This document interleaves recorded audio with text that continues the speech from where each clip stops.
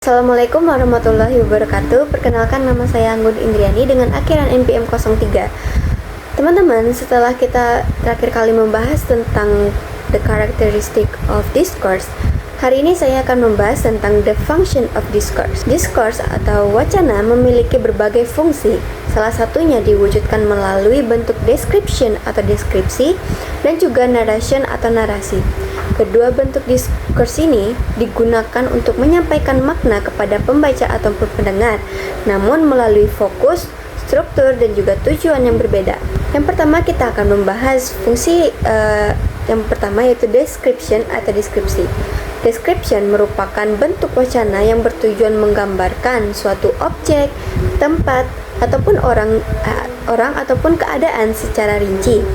Melalui deskripsi ini, penulis berusaha menyampaikan detail-detail khusus sehingga pembaca dapat membayangkan apa yang dijelaskan dengan jelas. Dengan kata lain, deskripsi digunakan to tell about an object, a place, a person, or a situation.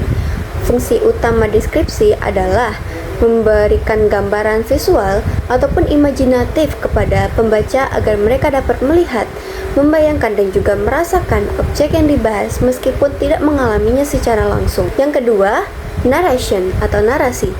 Berbeda dengan description tadi, narasi adalah bentuk wacana yang berfungsi untuk menceritakan rangkaian peristiwa ataupun kejadian. Narasi menyusun peristiwa secara kronologis ataupun berdasarkan hubungan sebab akibat, sehingga pembaca dapat mengikuti alur cerita dengan runtut. Narasi itu digunakan to tell events or incidents in chronological sequence dan sering bertujuan untuk memberikan pemahaman, hiburan, pengalaman, ataupun pesan moral kepada para pembaca ataupun para pendengar. Dalam narasi terdapat beberapa unsur penting yang membangun cerita, yaitu tokoh atau characters, konflik, latar ataupun setting, alur atau plot, sudut pandang atau point of view, serta penyelesaian atau resolution. Unsur-unsur ini saling berkaitan untuk membentuk cerita yang utuh dan juga menarik. Jika dibandingkan, terdapat beberapa perbedaan utama antara description dan juga narration. Dari aspek fokus, deskripsi menekankan pada detail dan ciri-ciri objek, sedangkan narasi itu berfokus pada peristiwa ataupun alur kejadian. Dan dalam narasi juga terdapat sebuah runtutan waktu, seperti contohnya in the morning, atau dalam bahasa Indonesia yang artinya di pagi hari. Itu jelas menunjukkan ada runtutan waktu di sebuah cerita tersebut. Deskripsi tidak harus disusun secara kronologis, sedangkan narasi umumnya disusun secara kronologis atau berdasarkan hubungan sebab akibat. Dari aspek tujuan, deskripsi bertujuan untuk visualisasi, sedangkan narasi bertujuan menyampaikan sebuah cerita.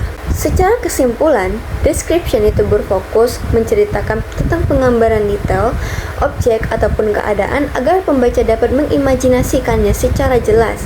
Sedangkan narasi itu menceritakan rangkaian peristiwa secara runtut untuk memberikan pemahaman, hiburan, ataupun pesan tertentu. Keduanya itu merupakan bentuk dari diskurs yang penting dan sering digunakan dalam berbagai jenis teks, baik sastra maupun non-sastra. Baiklah, sekian penjelasan dari saya. Diharapkan teman-teman dapat memahami tentang function of discourse. Saya pamit undur diri. Assalamualaikum warahmatullahi wabarakatuh.